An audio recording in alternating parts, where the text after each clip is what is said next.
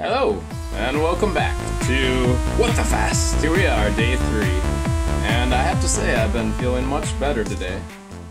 After my fairly rough day yesterday, today I've been feeling pretty great. Nausea, not so much. Lightheadedness, not really. And it's a good day. So I thought for today's video, I've been mentioning caffeine quite a bit. So I figured, why not do one just on caffeine? Because I feel like there's a lot of people that are pretty one-sided on their feelings on caffeine. And I think that the reason for that is because caffeine's a big business, man. There's billions of dollars behind that. And obviously they're going to want to convince you that caffeine's a pretty good thing. And a lot of times there's not a very balanced presentation on it. A couple of random examples. In one of my jobs, I once mentioned that I was trying to cut back on caffeine. And my coworker said, "Oh, why would you want to do that? Caffeine's good for you." Another job that I had, I mentioned that I was tired to one of my coworkers, and he said, "Well, why don't you just have an energy drink?" And I said, "Well, it's pretty late, and if I have an energy drink, I'll be up for half the night." And he started bragging that, "Oh, well, I can have an energy drink and go to bed like that." Like it was such a good thing. It's really not, though. And that's kind of why I'm making this video, to present the other side of caffeine.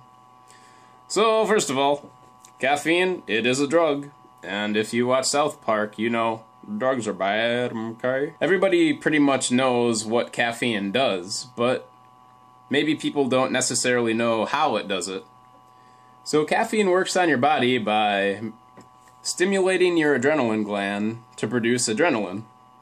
That's one way that you get that boost of energy and alertness. That alone does increase the amount of stress that you have in your body. And stress isn't a good thing. It also acts by blocking the tiredness receptors in your brain. If you drink caffeine regularly, your body will be sending these messages to your brain telling you that you're tired, but they're blocked.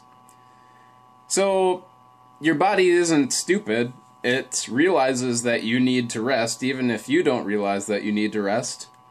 So to compensate for some of these receptors being blocked, it constructs more of them, so that you do get the message that, hey, you're tired, you better lay down and rest. When you continue to drink caffeine on and on and on a daily basis, drinking a lot of it, you're just making your adrenaline gland secrete more adrenaline.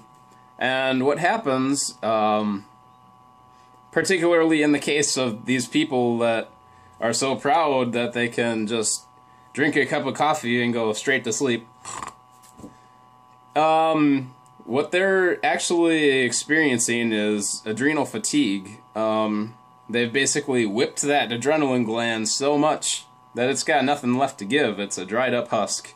So drinking the coffee doesn't really give them much of a boost because there's nothing left to give. When you stop drinking coffee or caffeine, whatever caffeinated beverage may be your preference. So first of all, you're going to experience that cloudiness and tiredness, crankiness, all that good stuff.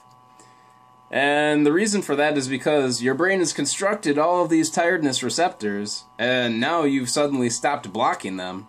So you're extremely susceptible to the tiredness message that your body is sending you. So until your brain has a chance to balance itself back out and deconstruct some of those receptors that it built, you're going to be very tired and foggy-headed. And that's just how it goes. If you are a habitual caffeine drinker, it is a good idea to occasionally take a break from it if that's something that you don't normally do. And especially if you have found yourself in a situation where you can drink it and just, because it's a good sign that your body is pretty much exhausted its reserves. And which reminds me of another thing. Drinking caffeine does increase the amount of some vital nutrients that that your body needs. It increases the amount of those that leave through your urine. Most notably calcium.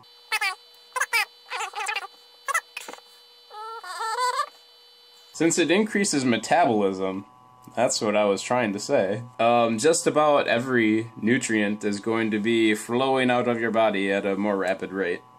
And we live in a world where getting all the nutrients that you need in your diet can be rather difficult to accomplish.